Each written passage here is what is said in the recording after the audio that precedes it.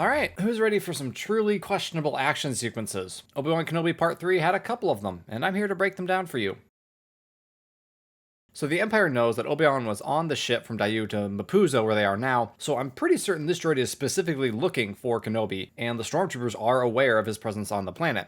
They're moving us around, looking for a Jedi. So why exactly did they not search Obi-Wan? They suspect the man they've stopped is not only a dangerous criminal, but a former Jedi Master. Maybe take a look under his robes. You might find a blaster or, I don't know, his lightsaber? But no, they give him the time and space to do this.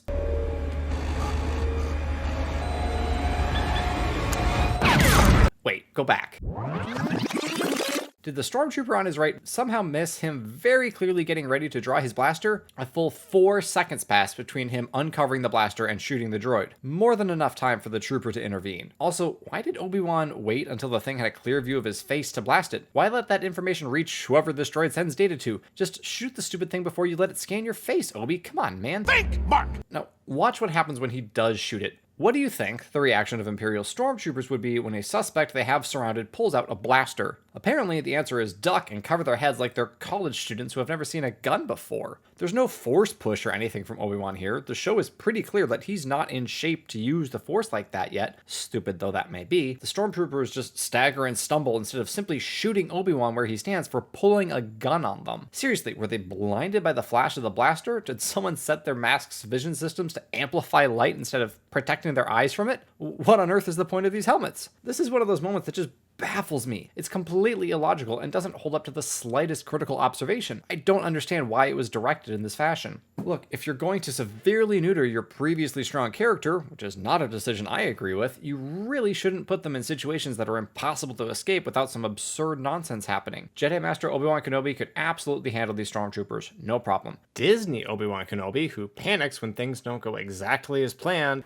Knew it. I never should have trusted him. We don't know if maybe... No one is coming here, Leia. And has to be calmed down by a 10-year-old girl. Well, let's just say I don't like his odds if he didn't happen to have plot armor. Just so we're clear, this trooper is going to be okay. Being cut in half is a mere inconvenience in the Star Wars universe. This scene simply shouldn't have happened. We are shown that Obi-Wan has spent the last decade in hiding, not training with a blaster. He should be wary of traps, or just really stupid ideas like climbing onto a vehicle with the Imperial flag on it, and he shouldn't let a 10-year-old girl lead him blindly into those bad ideas. As mentioned, the Empire knew Obi-Wan and Leia were headed to this planet and what ship they were on, so there was plenty of potential for a tense scene where Obi-Wan uses the wariness he has gained over the past 10 years to outsmart and evade Imperial patrols and search parties. He may not be a great warrior anymore, but show us how he is still a resourceful, intelligent, decisive leader. Let us see Obi-Wan the refugee, not the Jedi Master, but in a way that is actually believable considering how he spent his time on Tatooine.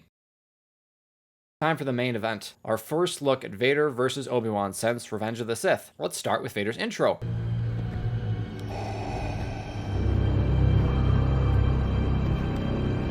I have just one question. Where is the Imperial March?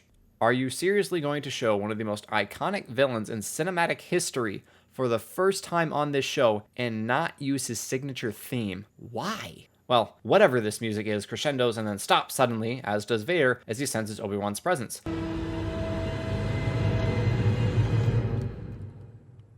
It's a nice little bit of storytelling. It's not super subtle, but it conveys the message well, and without being overly obvious or needing dialogue. Vader then begins to rip civilians from their homes and murder them in horrifying fashion, trying to draw Obi-Wan out of hiding. Which, holy crap, almost seems like a bit much even for Vader. I guess he's not like Omar in The Wire. He's got no code. A man got to have a code. There is no game, there is only Obi-Wan, and right now, nothing else matters. Again, I actually kind of like this moment. It shows how much hatred Anakin carries for his former master without having to spell it out for the audience. I'm not really sure why they have Obi-Wan just kind of move closer to where Vader is, drawing his attention without Vader actually seeing him. I would have preferred Obi actually step out and actively stop the killing rather than hide less well, but it kind of works, I guess. Then we get the scene where Obi-Wan just kind of stumbles upon Vader in the midst of all this mining equipment and piles of sand or whatever. A little detail I like here is the shot of Obi-Wan adjusting his grip on his lightsaber as he draws it, showing his lack of confidence. He hasn't done this in a long time. Understandably, he decides not to take Vader on right now and jogs off in another direction. No, seriously, he jogs, like casually trots away. Why is everyone in this show incapable of sprinting? Does Disney not allow its actors to reach a heart rate above 120 or something? You cannot run, Obi-Wan. Apparently Vader thinks he's slow too. Not sure why that made Obi-Wan stop and pull out his lightsaber. What has changed in the past 15 seconds? You were moving at 6 miles an hour. Of course Vader is still in earshot. Why stop now? You've drawn him away from the town. You could quite literally just run and get to your escape ship as planned. What have you become? I am what you made me. What has he become? You saw him murder younglings in cold blood. You know what he's become. These lines are completely pointless. Gotta love how he looks exactly where he's going to run, really keeping the element of surprise there. Now, as Obi-Wan is taking a leisurely walk, for some reason, through the mining facility, he is jump scared by Darth Vader. That's right, Darth Vader, the guy who breathes like this, snuck up on Obi-Wan and only gave himself away by igniting his lightsaber. I only have one question. How? Vader then proceeds to smack Obi-Wan around like he's never used a lightsaber before. I know this is supposed to show the audience how weak Obi-Wan is compared to Vader, but it doesn't need to beat us over the head with that fact. The hair in the face, the excessive grunting from Obi-Wan, and this hilariously delayed reaction to a stroke from Vader's saber all serve to beat it into us with a sledgehammer that Obi-Wan has become a feeble, out of practice, pitiful excuse for a Jedi. I have a lot of problems with that depiction of Obi-Wan, but that's for another day. At least the show isn't explicitly saying how weak Obi-Wan is. The years have made you weak. Never mind. After getting force-shoved by his former Padawan and attempting to distract Vader with some steam, It's just harmless steam to panic intruders.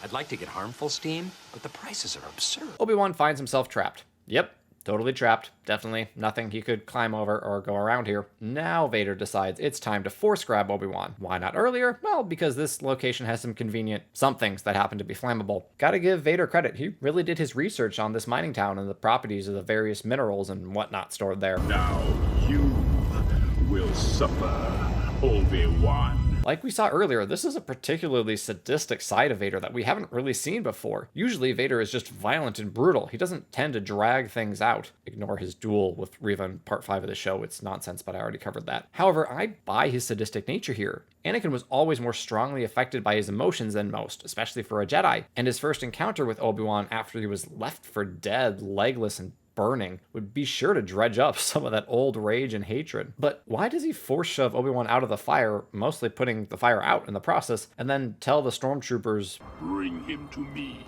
dude, just use the force? And then Tala shows up and takes out a trooper, causing some panic. Understandable, it's dark and they're on the low ground. Then some absolute nonsense happens when Tala starts another fire, separating the wounded Obi-Wan from Vader and the stormtroopers, which is not itself nonsensical, but then we get this loader droid rescuing Obi-Wan, and I have some questions. Why doesn't Vader pick up the droid and Obi-Wan with the force? Why doesn't he use the force to put the fire out like he just did and go get them, or allow the troopers a clear shot? Why does he just stand there and do nothing as if he's a completely helpless idiot? This fight scene, this first duel between Vader and Obi-Wan since Revenge of the Sith, could have been so much better if it was simply a little more evenly matched. The show definitely had something right in general, that Vader should outmatch an aging and out of practice Obi-Wan, but it took that disparity in their power levels to an unnecessary extreme. We don't need to see Vader completely dominate an effectively helpless Obi-Wan. Like I've said, that's unnecessarily obvious storytelling. Let him be weaker and slower than his former Padawan, sure, but show us that he still knows how to fight, that he can survive, if not outright win. Trust your audience to understand that the balance of power has changed by showing Obi-Wan being more defensive, but tactfully using the terrain and environment,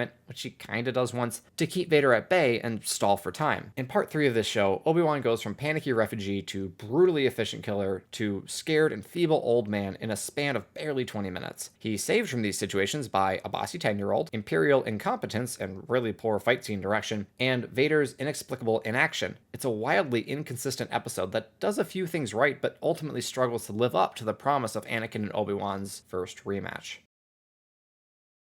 So at the end of this episode, Leia emerges from the tunnel where she's supposed to find their ship, only to find their pilot dead and Reva awaiting her. Reva, being, of course, the smartest of the Inquisitors, found the Path's workshop, found the Jedi symbol, found the tunnel, and began to follow it. She then yada-yada'd her way past Tala, who had left Leia to go back through the tunnel and help Obi-Wan and Leia, and reached the end of the tunnel, despite Leia's massive head start. Are there wormholes in this tunnel? How did Reva get past the other two without seeing them? Are there other branches to the tunnel? If so, how did Reva end up exactly where Leia was going? Leave your theory in the comments. Personally, I would just like to congratulate Reva for being the first person to actually outpace Leia in a foot race. Probably the most impressive thing she does in this whole show.